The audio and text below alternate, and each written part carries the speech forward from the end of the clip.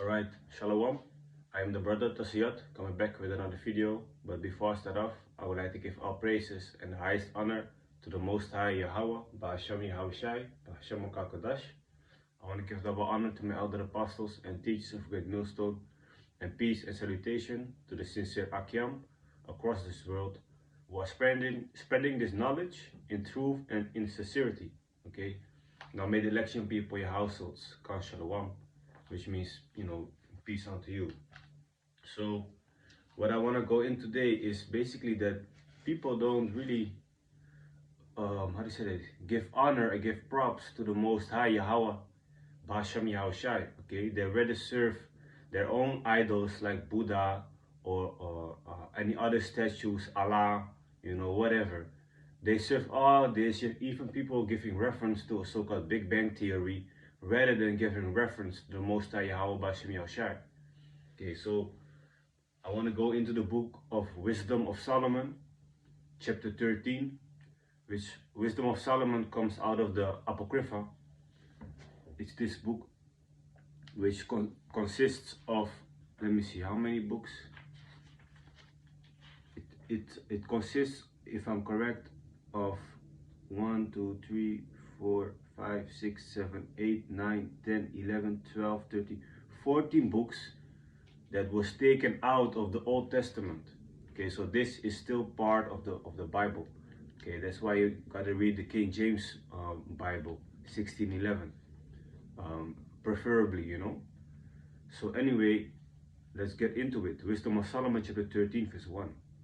Surely vain are all men by nature, who are ignorant of God, and could not out of the good things that are seen know him that is. Neither by considering the works did they acknowledge the workmaster. Yeah, man. So these people, they don't give the Most High reference, for everything that is being made, everything that you see around you. Okay. So from there, let me see. Let's go grab a precept real quick. Let's go to the book of Jeremiah. Jeremiah chapter 2. You know what? Let me read this later, okay? Because in the beginning I said people rather serve idols, right? Like small puppets, small dolls they create themselves, So I'm gonna go into that, okay? Verse 2.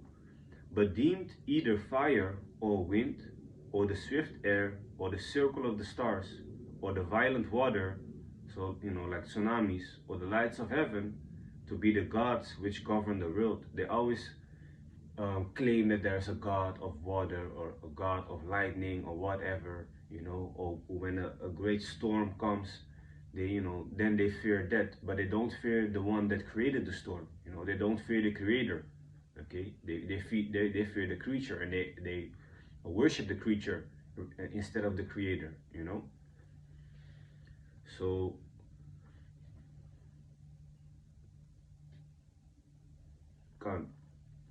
from there, let's go to Romans chapter 1, verse 25. Okay, because that is gonna show you something. Okay, Romans chapter 1, verse 25, and it says, who changed the truth of God into a lie, and worshipped and served the creature. Okay, so again, and worshipped and served the creature more than the creator, who is blessed forever. Amen. They rather serve the creature, like animals. People bow down to certain animals. People actually worshiping animals, so-called holy cow, worshiping statues, whatever, which is just a creation of the Most High Yahweh BAHASHAM YAHAWASHI. Okay, so you should not also be worshipping spirits or ancestors. You can honor your ancestors, but worshipping them is something totally different. Like Surinamese people like to do it. They give a plate of food and they put it in the corner of the house for the so-called spirits that are there. Worshipping spirits for prosperity in their life, to get more love, to get more riches and things like that, to stay healthy. They worship these idols, which is not good, man. The Most High is not down with it. Okay, so it says here, verse 3, with whose beauty, if they being delighted, took them to be gods, let them know how much better the Lord of them is. For the first author of beauty had created them. The Most High is way better, you know. But if they were astonished at their power and virtue, let them understand by them how much mightier he is that made them. Okay, so if they understand that, wait a minute, this statue that they be bowing down is just a stone or made out of wood, how much mightier is the one that created the element, that created all that you can see, that created all the plants, all the animals, all the different planets, you know, has power over all herbs, you know, controls you know, can read your mind, knows every thought, knows everything that you have done, knows everything that you will do in the future, even thousands of years further. Okay, because the scriptures, for example, certain prophecies were written 2,000 years ago and are now coming to pass. So he already knew 2,000 years ago what would happen now. Okay, there's no one that can stand against the Most High, man, actually. Okay, so let me read on verse 5. For by the greatness and beauty of the creatures, proportionably the maker of them is seen.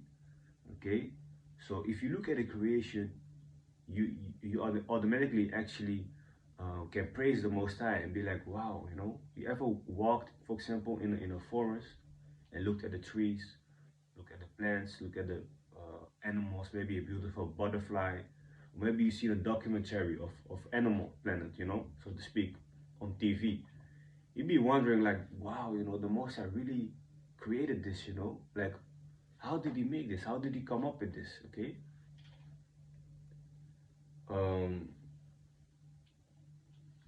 Let me see. Okay, and what we can see with our eyes is just a small portion of what the Most High has created. Okay, people still rather don't give him honor. They rather say like a Big Bang Theory created this. When was the last time there came life out of a bomb? Okay, when they're bombing Iraq and Syria, there's no life coming afterwards. You know, there's death and destruction following. So how come a big bang, a big explosion created life in itself? That doesn't make any sense, man. Okay, the Most High is outside of this creation. We cannot even understand him. You know, we cannot even be on his level. Okay, there was a guy that gave an example like when you have a computer, the person that makes the computer is not in the computer itself. He can control the computer with the mouse and a keyboard, but his reality is not in the computer. He's outside of the computer. So the Most High's reality is not limited to what we have around us, you know. He's outside of this, you know. He's outside of time. He created time, for example, you know. So he's far above than what you can imagine, man. Verse 6. But yet for this they are the less to be blamed, for they peradventure err, seeking God and desirous to find him. So it's not really 100% their fault, you know, that they be worshiping these other gods, because people, they do seek for a higher form to be worshiping, only they are not worshiping the right form, you know, they're not worshiping the right power. Okay, verse 7. For being conversant in his works, they search him diligently and believe their sight. Okay, so people tend, you know, to believe what they see. Meanwhile, the scripture in Hebrews says, you know, we are actually not supposed to be believing once we see. Okay, blessed are those who see, who believe without having seen evidence with your eyes. Okay, Hebrews 11 verse 1. Now faith is the substance of things hoped for, the evidence of things not seen. Okay, we did not see certain things. We did not, at least we cannot now think back to when creation was formed and that we actually were there. We don't remember that, you know. We cannot see it with our own eyes, but we still believe it, that it happened, that the Most High created, you know, let this creation be made. Okay, by order of the Most High, you know, he ordered YAHAWASHI and the angels, you know, actually the elect, to make everything that you see around you, all the planets, all the animals, elements, you know, whatnot, the lights, you know. But we cannot remember that, okay? So just because we cannot remember or see it doesn't mean it's not true, okay? For example, gravity, okay? If you see this leaf, this thing falls down, you don't see the gravity that pulls it towards the ground, but you know it's there. Why? Because now through so-called technology, they can prove that they say gravity exists, okay? But maybe 2,000 years ago they could not prove it, but they knew it existed. They knew there was a force, something pulling down. But just because you cannot see the gravity, or just because you cannot see the wind, doesn't mean that it doesn't exist, you know. So we should not only go based off what our eyes can see, okay? That's really too shallow-minded to be doing that, you know. Of course, you gotta have evidence of certain things, but certain things that you don't understand, you know, don't always have the evidence that you want to see with your own eyes, that you want to witness. Okay. Verse 8. Reading only verse 7. Sorry, because the things are beautiful that are seen. Howbeit neither are they to be pardoned. Okay. So yes, it's not completely the fault of the people that be worshiping these other things, but they are also not to be pardoned. It's still their fault, you know, because if you really look closely around you, you gotta know that there is a higher power out there that is higher than the so-called Buddha or so-called God of love or whatever, you know. Okay, you just gotta look good around. You gotta know that, hey man, this is not just something that is randomly here. The existence of all this. So let's go from there to Jeremiah. No, I said it wrong. Isaiah, the book of Isaiah. This is in the Old Testament. The book of Isaiah, chapter 2, verse 8. Their land also is full of idols. They worship the work of their own hands, that which their own fingers have made. So back in the days, you know, our ancestors in certain times were making, for example, a little statue out of wood, which that wood is dead, and they would worship it. And the country is full of that, you know, getting away from the Most High and rather worshiping a statue than worshiping the Most High. So going back to Wisdom of Solomon, chapter 13, verse 9. For if they were able to know so much that they could aim at the world, how did they not sooner find out the Lord thereof, you see? But because, you know, like I said, man, it's no excuse. If you look closely, you gotta know that there's a higher power that created all this, okay? Verse 10, but miserable are they, and in dead things is their hope, who call them gods, which are the works of man's hands, gold and silver to shew art in, and resemblances of beasts.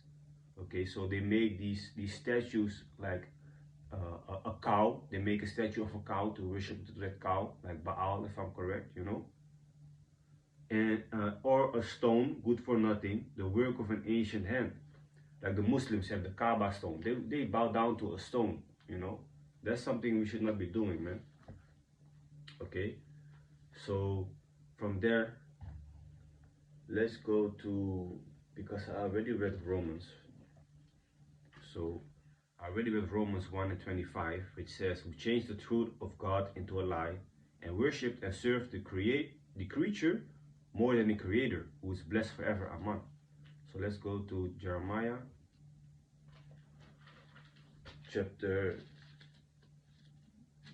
2, verse 26 until 28. As the thief is ashamed when he is found, so is the house of Israel ashamed. They, their kings, their princes, and their priests and their prophets, saying to a stock, thou art my father. So they worship a stick, saying, yeah, this is my father, you know, which is bullshit, of course. And to a stone, thou hast brought me forth. So they say that the stone has made their life, okay, bound down to a stone. For they have turned their back unto me, unto who? YAHAWASHI, okay, and not their face. But in the time of their trouble, they will say, arise and save us. So when trouble comes, they're gonna run to these statues and be like, you know, pray like, hey, save us, save us. Meanwhile, the statue is dead. He's not breathing. He's just standing still. You know, with the smallest earthquake or wind, the statue falls down and it breaks. Gone. Gone is your God. Okay? Verse 28. But where are thy gods that thou hast made thee? Let them arise, if they can save thee in the time of thy trouble. So when trouble comes, let that same idols that you will be worshipping, let them save you. Okay? Don't go asking the Most High to save you. For according to the number of thy cities are thy gods, O Judah. There's a lot of gods that they have, man. Okay, which the word God means power. In the Hebrew, it means Allah, which means power. So they worship a lot of other so-called gods. But the highest, the real God, you know, the Almighty God is the Most High Yahawah. His name, Yah, meaning He, Hawa means exists. He exists. Okay? And we gave him reference through his son, who's not Jesus. His name is not Jesus, but his name is YAHAWASHI. Okay, Yah meaning He, Hawashai meaning deliver, because He's deliverer. You know, he came to deliver the Israelites. Okay, not the whole world. Only the so-called Negroes, so-called Latinos, so-called Native Americans, which are the true biblical Hebrew Israelites. Okay, that the Bible speaks of. So we have videos going more in depth concerning who the Israelites are, of course. Okay, because you are Israelite by the side of your father. Okay, but that's for another topic. So let me see. Let me go back to the book of Wisdom of Solomon, chapter 13. Verse 11. Now a carpenter that felleth timber, after he had sawn down a tree, meet for the purpose. So a carpenter is somebody that's like working as, how do you say that? In Dutch we say timmerman, if I'm correct, you know, like building things, you know, building stuff, having a drill, maybe, you know, just building things, okay? So a carpenter that felleth timber is like wood. After he had if I'm correct, after he had sawn down a tree, meet for the purpose, so he cuts down a tree, and taken off all the bark skillfully round about, and had wrought it handsomely, and made a vessel thereof fit for the service of man's life, and after spending the refuse of his work to dress his meat, had filled himself, and taking the very refuse among those which served to no use, being a crooked piece of wood. Okay, that's what people do. It's just a piece of wood, and full of knots, had carved it diligently. So now that piece of wood, that piece of tree that he chopped, he's really gonna, with a knife, gonna carve it into a human or into an animal shape, something that is just, you know, in his eyes beautiful, and he's gonna worship that eventually. But we're gonna read on. And fashioned, it says, and hath carved it diligently, when he had nothing else to do. He didn't have anything else to do, so he's like, you know what, let me just form this idol, and formed it by the skill of his understanding, and fashioned it to the image of a man. So he created it like, for example, the form of an actual human, or made it like some vile beast, or made it to the form of a cow, for example, you know, laying it over with vermilion, and with paint coloring it red, and covering every spot therein. So he was really coloring that image, you know, to something, you know, I don't know, red, or it might be blue, something beautiful, might even be gold, what they be using, you know, that it seems like, wow, you know. Reading on, verse 15, and when he had made a convenient room for it, set it in a wall, and made it fast with iron. So he really was thinking like, okay, where I'm gonna put this statue? I'm gonna put it right here, highest, you know, on a high thing, and then he's gonna fasten it with iron, so that when you, for example, bump into it, that it doesn't fall. That shows you that, you know, it needs help. It needs to be fastened. Shows you that it's not a real God. Okay. Verse 16, sorry. For he provided for it that it might not fall, you see, knowing that it was unable to help itself. Yeah, it's dead. It cannot help itself. It's lifeless. That piece of wood that you now cut off, it's a dead tree, or a dead, or just made out of stone. For it is an image and had need of help. You see? You have to carry that image and put it there. The image itself cannot float and put itself over there. It's lifeless, man. Verse 17. Then maketh he prayer for his goods. Now he's going to pray to that thing, for his wife and children, and is not ashamed to speak to that which had no life. He doesn't care. He is not ashamed of praying down to this idol, asking for money, asking for wealth, instead of praying to the Most High YAHAWASHI, who created everything, man. For health, he calleth upon that which is weak. Okay, that idol is weak, but he wants to have health out of it. For life, prayeth to that which is dead. The idol is dead. He's not alive. For aid, humbly beseecheth that which hath least means to help. And for a good journey, he asketh of that which cannot set a foot forward. So here it is, you want to ask an idol that cannot even move itself to bless his journey when he got to go from point A, a 3-day travel to point B, you know, so to speak. That idol's not going to help him, man. Come on. And for gaining and getting, and for good success of his hands, asketh ability to do of him, that is most unable to do anything. That idol cannot do anything. That idol cannot move. That idol cannot even put his own shoes on, so to speak. But you're praying to this idol, you know, for help and guidance and whatever. So really, man, these idol worshiping is gonna stop when YAHAWASHI comes, you know. And the Most High is just you know, he will soon, you know, bring his judgment. All those people that be worshiping these idols are gonna see when the real power of heaven, when YAHAWASHI returns, they're gonna see that their idols were nothing to begin with, you know. So anyway, I didn't want to make the video too long, but you know, Lord willing, it was edifying. So with that, I want to give all praises and the highest honor to the Most High YAHAWAH, BAHASHAM, YAHAWASHI, BAHASHAM Kodash. I want to give double honor to my elder apostles and teachers of Great Millstone, and peace and salutation to the sincere Akyam. Akyam meaning the brothers, you know, who are pushing this truth and sincerity. May the election be upon your households. Shalom.